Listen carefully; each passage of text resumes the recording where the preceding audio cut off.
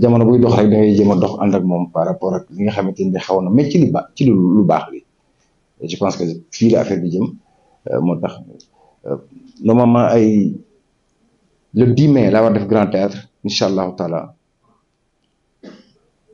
donc ay booy le 5 dama war a dem ci weer wi. da nga war a voyager. dama war a voyager. kon il faut nga tàggu Elon Musk. ah Elon Musk. non Elon Musk moo dama koy tàggu ba pare non j'ai déjà parlé copilote waaw suma copilote yaa ngi nii waaw donc Salam ak Fallou il faut ñu ñoom it ñu wax vraiment par rapport ak li ñu dégg ak aussi sama diggante ak ñoom Fallou. oh xam nga nag man xam nga la moom ma neex booy Sénégal moom dafa neex.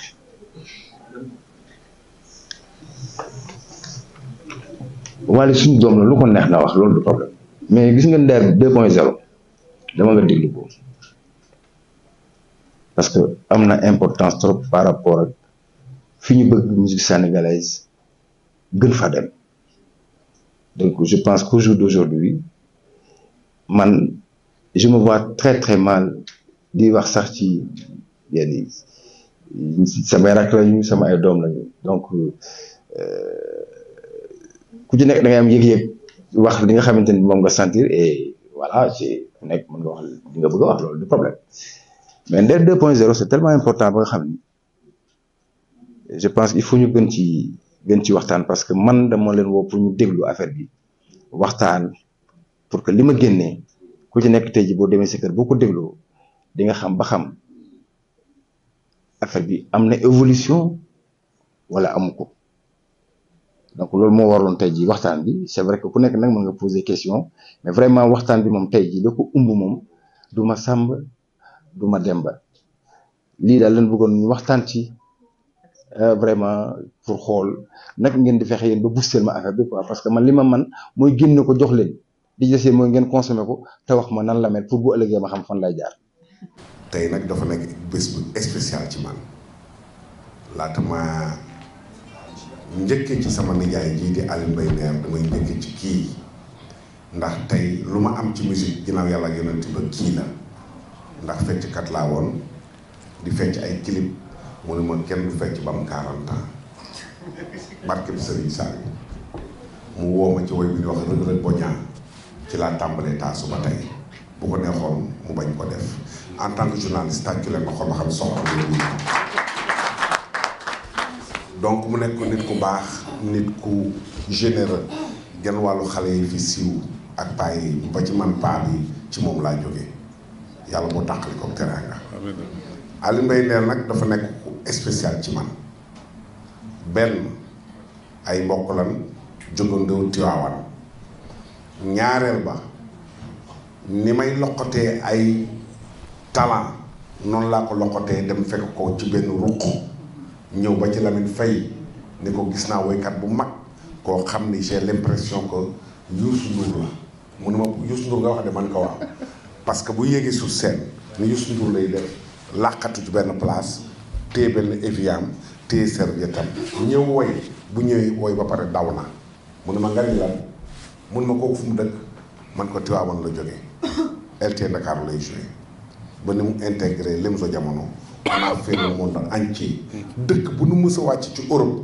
maag moom ñooy bokk benn néeg mosuma xeet mu nekk koo xam ni lépp lu mu liggéey balaa mu ciy def dara daf may wër ci mbedd mi di ma woo foo ne ndax man du ma toog dama naa ko maa ngi bërëb sàngam mu ñëw ci biir oto bi déglu woy su ma jooyee rek mun woy sama ndey dox na man ko woyee damaa jooy da ngaa xam sax bu jooy mun damaa xam ne sa xol dafa rafet album bii nag man li ma ci wax fàllu mooy man du ma fen genre musique yi mooy di def man mosuma neex non dëgg la yàlla bëgg parce que man li ma tàmm mooy guitare toog batterie basse def live ma ni tan ki tantam ran ki tamba tambaq raba ci jaxin ki jégin kaj man yooyu laa xam mais loo xam dañ koy programmer ci ay ordinateur très sérieusement man mosuma neex mais bi ma dégluloo album bi man ko Nder tegaatal mu tegaat mu teg man ko allahumma salli ala sayyidina muhammadin wa sallim Nder ni lan la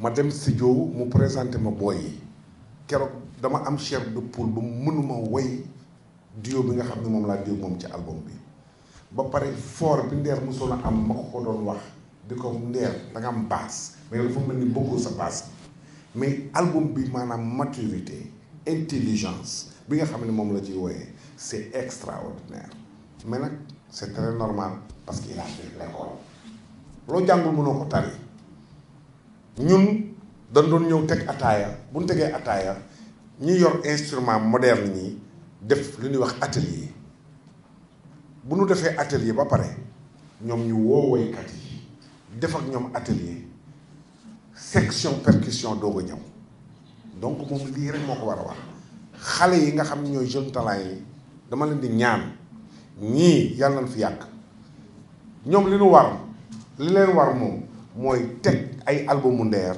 albumu Youssou Ndour Ismaël Lô ñu mag ñi di ci jàng c'est très important maa ngi lay féliciter di la ñaanal gudd fan ak wér di la xamal ni sa événement bi incha allah doo ci wéet yaa ma saf la mbir mu safante la dinaa ko def ak yow Reug Bodian un mot commençant par P ma ni ko pataas pomme de terre pomme ak ban madd non madd M la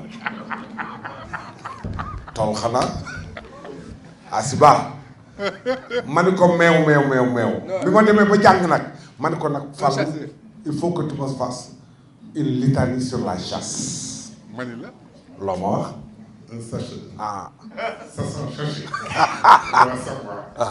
sachet ça son chair de chasse tàccu leen lii donc yii moom la ñuy wax comédie musicale mu bokk ci suñu musique donc je vous remercie yàlla na yàlla def jàmm ci barke Sëñ Saliou.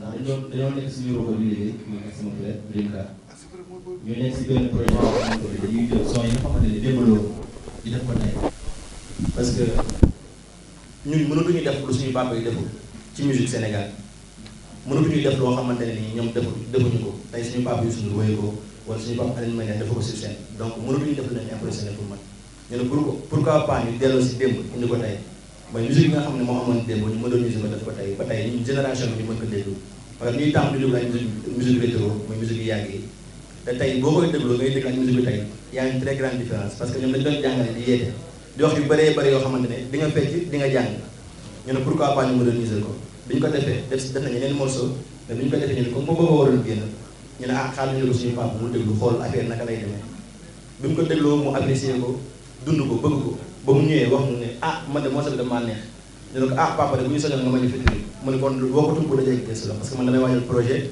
te ci léegi yi laa ko war a defee donc mu yëg ko ñu tam ñu yëg ko mu ubbi ñu ay buntam wax dëgg yàlla nekk nit koo xamante ne nii même bu dee une heure de temps waxtaan nañ ko jàng nañ ci lu bëri si àdduna parce que tey mën na ne moom mooy Alioune Mbaye Nder ku ne xam ne Alioune Mbaye Nder tey ku fi jaay star moo la ñu gën a nekk star fii pour man parce que lu may def sur scène tey da ngay gis Michael Jackson sur scène Sénégal pour man parce que yàgg nañu ko seetaan yàgg ko toog ay morceaux yu bëri dañu koy jël di ko jëlaat di ko woyaat suñuy biir scène parce que dañuy def live tout di ko woyaat sur scène donc mu nekk koo xamante ne référence la te bu ñu ñëwee dañuy jàngal àdduna mooy ak tout boo mënti am ak koo mënti doon doomu aadama la te noonu la dund ak ñun tey jamono ji dañuy gis artiste boo xamante ne benn son la def 1 million de vues boo ko rombee da ko nuyu sax nay na laa fay parce que moom star la mais boo ñu fekkee ñu muy comporté ak ñun daf ñuy jàngal lu bëri ci àdduna mooy musul yëg boppam day mel ni papa ak ay doomam wala dañuy mel sax ay morom dañuy waxtaan di kaf di fauséré du ñu stressé suñu studio mën nañu def 5 heures de temps wala 10 heures de temps studio du ñu stressé du ñu gëmantu parce que nu muy comporté ak ñun la donc mu nekk koo xamante ne ñun dañ koy salué waat di ko sant di ko gërëm di ñaan album bi fi mu bëgg mu yegg yàlla ko fa yàlla yeggale en tout cas ñun on est fier ci liggéey bi ñu liggéey ak yow waaw te am na yeneen ak yeneen yoo xamante ne ñu ngi suñu kanam incha allah mu bañ a guddal kàddu yi di leen jaajëfal bu baax a baax a baax. Donc Alioune Mbaye Nder, c'est un talent à l'état pur, c'est une grande voix, c'est une belle voix, et je pense qu'il a rythmé, n'est-ce pas, il a ambiancé nos vies, il a rythmé nos vies musicalement parlant. Je pense qu'il a fait danser tous les Sénégalais, il a fait danser une bonne partie de l'Afrique, l'Europe, il a eu à voyager à travers le monde, et je pense que Alioune Mbaye Nder, il faut le célébrer. Et je pense qu'à travers cet album Nder 2.0, une façon de le célébrer, n'est-ce pas, Alioune Mbaye Nder.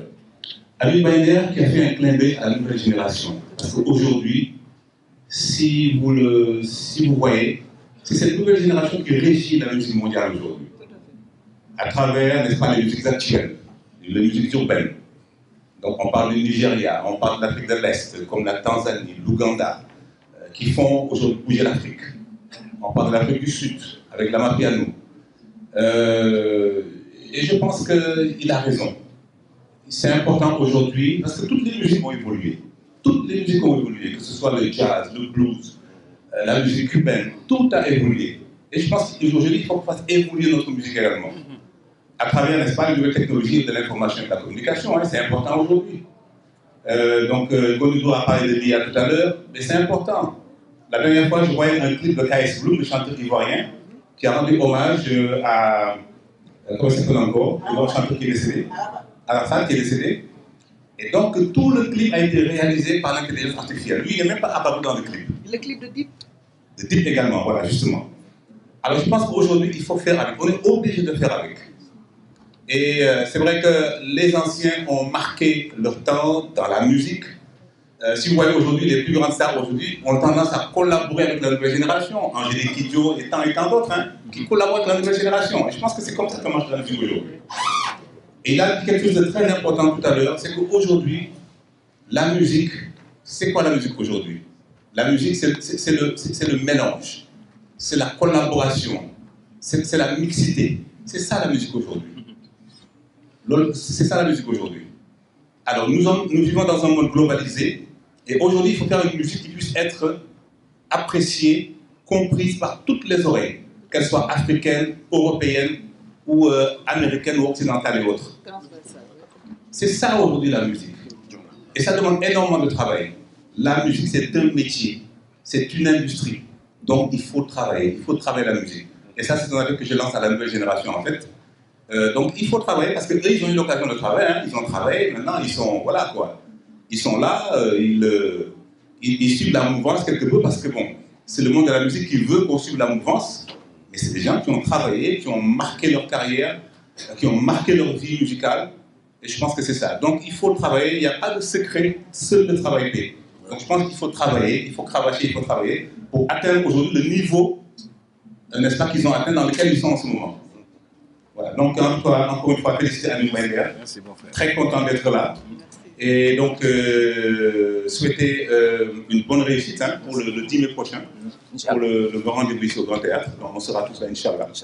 Et faire la fête avec tout le monde, tous les artistes. Fabien, avec mon ami Salah. Avec la jeune génération aussi. Avec la nouvelle génération. Ah non, c'est sûr, avec la nouvelle génération, c'est sûr, c'est important. Ouais.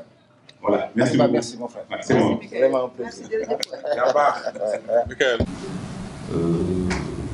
De ce qu'on a eu à faire par rapport à cet album, j'ai collaboré avec pas mal de musiciens, pas mal d'artistes pour réaliser cet album.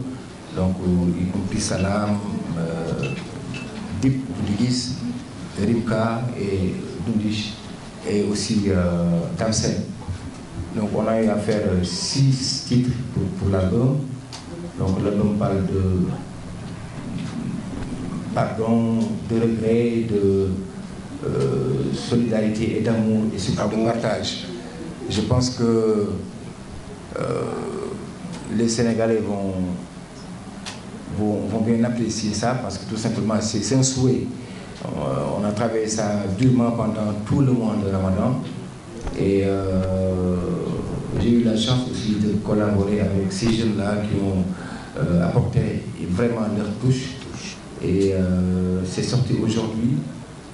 Et en attendant de faire notre grande date ici au Grand Théâtre, Inch'Allah, pour le 10 mai, j'ai vu tous les Sénégalais non seulement à écouter l'album, mais à se préparer pour cet événement, Inch'Allah, du 10 mai prochain, ici au Grand Théâtre, à l'Humanitaire et ses amis. Merci beaucoup. Pour expliquer qu'aujourd'hui, bon, l'économie musicale doit changer. Donc depuis des années, maintenant, ça fait quoi? Ça fait 5 ans maintenant, ou 6 ans, que toutes les œuvres qui sortent, léegi ñëpp nand nañ ko léegi artistes yëpp nand nañ ko am nañu ko jëkk nand léegi ñëpp xam nañ ne que ne quand la musique sort aujourd'hui c'est disponible sur plateforme yëpp que ça soit sur Spotify que ça soit sur Apple Music que ça soit sur Amazon fépp la disponible parce que léegi benn tali la rek amul kii fii lay nekk fii tali bay Beyoncé di jaayee keneen ak keneen fa la Alioune Mbaye Nder mii ak artistes yi ngay gis ku ci gën a ndaw foofu lañ lay jaayee maintenant nag y a un travail qu'il faut de push qu'il faudrait faire effectivement derrière pour que l'album soit visible pour que les œuvres yi nga xam ne que ne def na ko ci album bi mu visible. leneen li ma ci bëggoon a yokk également c'est-à-dire moi je pense que aujourd'hui un artiste comme Nder su arrivé ba carrière am tollu fii je pense que il n'a rien à prouver concernant la musique sénégalaise. Donc j'ai entendu la question du jeune là qui parlait de musique internationale et musique peut-être qu'on peut dire musique locale. Parce que dans chaque pays il y a une musique bu nga xam ne ni que ne moo fa prédominer. mooy bu nga xam ne ni que ne moom mooy daw ci sunu deret yi c'est fibre la quoi bu nga xam ne mbalax bi moom la ñu comprendre moom la ñu mooñaale culturellement mënuñu ko dindi ci ñun. Donc tu ne peux pas être dans un pays où que cette musique-là, tu ne peux pas mënoo fexe ba nit yi duñ ko consommer. Maintenant cette musique elle est internationale. Moi je refuse qu'on me dise que le mbalax n'est pas international. Le mbalax est une musique internationale. Parce que quand on prend tous nos artistes qui sont ñi nga xam ne ñoo ci gën a feeñ depuis des générations, quand ils partent en tournée, ils mettent en avant la musique sénégalaise à travers leur tenue, à travers la musique, que ça soit le sabar, que ça soit le tama, que ça soit le marimba qui a été quand même, disons, fabriqué au Sénégal. Donc toutes ces choses-là font que maintenant nag Alioune Mbaye ne dafa am wax lu am solo musique dafa nekk partage. À force de se frotter à d'autres styles da ngay gis sax beneen couleur musicale bu nga xam ne que ne dafay génn. Aujourd'hui il a chanté, il l'a dit sànq Salam wax na ko ne Nder daf koy wax tout le temps que ne yow xam nga ne booy way ci suuf moo ma daxal man la plupart des chansons yi may gën a touché moom mooy quand l'artiste bu wàccee baatam parce que foofu lay émotion bi di gën a bari. te man musique bu amul émotion man bëgguma ko. donc automatiquement quand j'ai écouté parce que moom il a l'habitude que quand bu ñëwee Prince Art buy déglu benn titre bu paree ak liggéey il me force tout le temps ni ma il faut que nga déglu pour demander sama appréciation xam nga parce que moi je suis pas du ma producteur de musique je veux dire toog comme Ibrahima Ndour nu muy def mais dama am oreille bu ma ne la baax na moom baax na de par expérience bon et je suis artiste. Je suis artiste, je suis née d'une famille artistique, je suis artiste. Donc aujourd'hui, avec cette expérience-là qu'il a eu à faire avec ces jeunes-là, moi je pense que c'est une expérience magnifique. Michael Souma wax na ko. Donc aujourd'hui, les plus grands artistes, ils ont fait, disons, des 50 ans de carrière, 40 ans de carrière. Ils collaborent avec les jeunes, la jeune génération. Et que beaucoup de collaboration, et la plupart du temps, beaucoup de daf lay toucher quoi. Parce qu'il y a deux mondes qui se rencontrent et ces deux mondes-là, vous nous rencontrez automatiquement, moi, je connais le juste milieu. Nous pouvons s'y retrouver. Donc je pense que c'est un album magnifique à consommer. Moi, ma fan numéro 1, tout le monde le sait, depuis que je fais partie des gens qui l'ont vraiment beaucoup consommé en boîte de nuit et tout ça. Donc c'est quelqu'un que j'aime beaucoup. Musicalement, c'est un artiste et Nder, c'est un perfectionniste. Nder c'est quelqu'un bu nga xam ne ni que ni mënoo ko jël proposer ko benn affaire rek mu jël ko naan ko noonu. C'est ce qu'il expliquait tout à l'heure que ne bu paree studio après 12 heures de temps de travail bu demee day dégluwaat di yónnee ay suggestions les jeunes là c'est la vérité Nder même publicité boo ko defee mujj gi ñu bureau bu ñëwee dama naan xoolal billaay dimbali ñu baax na. Donc tellement que il tient à son image. mooy ñëw nga ne booy Nder a ngi ñëw. Nder a ngi ñëw te ngeen dee. Donc loolu lañ koy jëwee bureau ba donc vraiment c'est un perfectionniste, c'est un travailleur. Et que Nder dafa am fu mu jógee dafa am en fait il a dafa am lu mu traversé ku gëm yàlla la. Man au fait tout le temps dama koy jox comme exemple parce que lu ko daloon musicalement ku mu daloon saari taw la il a bossé. Nder ci niveau bi mu nekkoon bu njëkk ba foofu la toll léegi et même plus il est visible il vit de sa musique et il est respecté il continue d'être respecté ñun ñëpp moo tax nawleem yi toog fi te gàccelul Sénégal. Voilà donc je tenais à mon frère à te donner pas par rapport à Prince Art mais je suis ta sœur je t'aime et je suis fans de toi numéro 1 merci.